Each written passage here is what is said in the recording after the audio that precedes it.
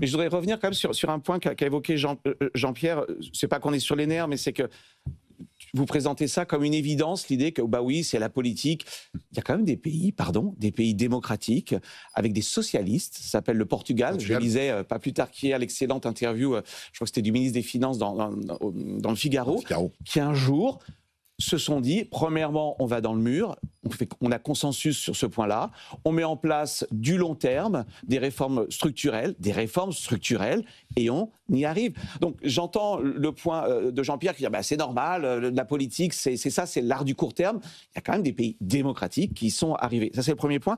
Et puis, il y a un second point. Et Schröder, en Allemagne, il y a 10 ans. Oui, ce qui me gêne dans ce débat, enfin, dans le débat actuel à l'Assemblée nationale, c'est que cette idée que, et ça rejoint un peu ce que disait Guillaume, il y a un gâteau stable dont il faut se répartir les parts. On a désigné les deux coupables, c'est les riches et les multinationales ou les GAFAM.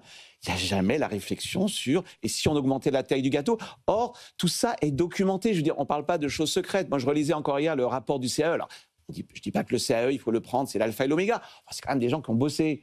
Et ils vous disent, les réformes structurelles, horizon 2030, c'est 5 ans, on ne parle pas de 50 ans. 2030, ça serait à peu près 45 milliards chaque année si on arrivait à faire un peu plus de gains de productivité et si on augmentait le taux d'emploi. Enfin, c'est des choses qui sont hyper connues. 45 milliards. Avec 45 milliards, vous avez presque, par an, vous avez résolu votre problème de déficit primaire.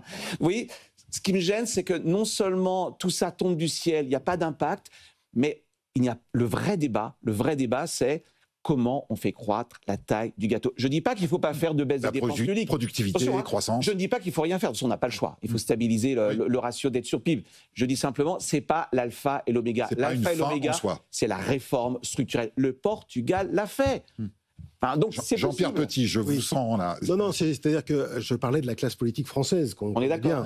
Il y a aussi la Suède, social-démocrate. Oui, mais la Suède et l'Allemagne, c'est des pays raisonnables. Oui, mais alors. Comment ça, la France n'est plus raisonnable? La Nouvelle-Zélande, dans les années 90, on l'a oublié, avait des problèmes de dette. Le Canada, des années 90 aussi. Donc il y a eu des gouvernements de centre-gauche qui ont fait des réformes. Donc le sujet dépasse un petit peu la